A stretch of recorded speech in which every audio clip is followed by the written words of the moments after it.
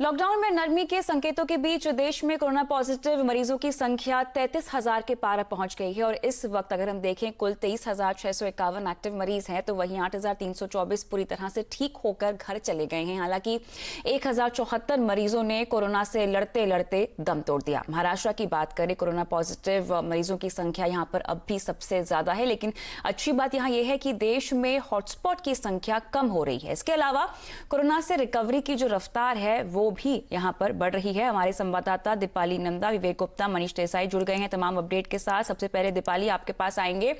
मरीजों की संख्या 33,000 के पार तो पहुंच गई है, लेकिन जैसा कि हमने हाईलाइट किया, रिकवरी रेट जो है वो भी बढ़ गया है। साथ ही हॉटस्पॉट इलाकों की जो संख्या है दीपाली, उसमें भी कमी आई है।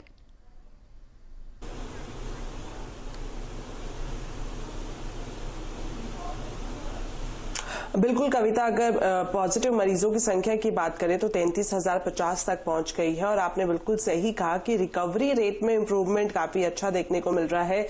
23.5% रिकवरी रेट हो चुका है। और वहीं अगर हम रेड हॉटस्पॉट्स की बात करें तो जब लॉकडाउन की शुरुआत की गई थी तो 177 से ज्यादा रेड हॉटस्पॉट्स थे देश भर में, लेकिन अब इनकी संख्या 125 हो गई है। ये भी एक राहत की खबर है। अगर हम जो एक इम्पोर्टेंट स्टेटमेंट केंद्रीय स्वास्थ्य मंत्री हर्षवर्धन की तरफ से दिया गया है उसको एनालिसिस करें तो उसके मुताबिक अभी जितने भी एक्टिव मरीज हैं उनमें से सिर्फ 0.33% लोग ही वेंटिलेटर्स पर है, यानी कि 0.33% लोग हैं जो काफी ज्यादा सीरियस है।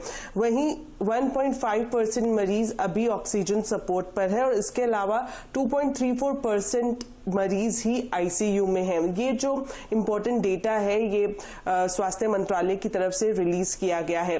राजधानी दिल्ली की अगर मैं आपको स्थिति बताऊं तो इस वक्त दिल्ली में 3,439 कोरोना पॉजिटिव मरीज हैं और पिछले 24 घंटे की बात करें तो 125 नए मामले यहां पर आए हैं। अब तक दिल्ली में कोरोना की वजह से 57 लोगों की मौत हो गई है।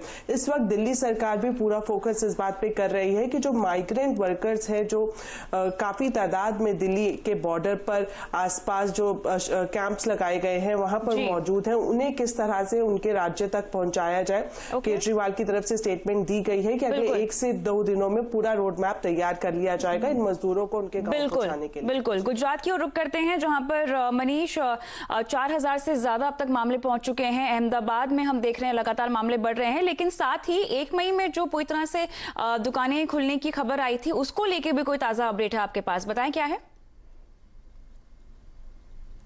बिल्कुल, देखिए कोरोना मरीज का आंकड़ा 4,000 के पार कर गया है और अहमदाबाद में संख्या जो है करीब 2,800 के आसपास पहुंची है।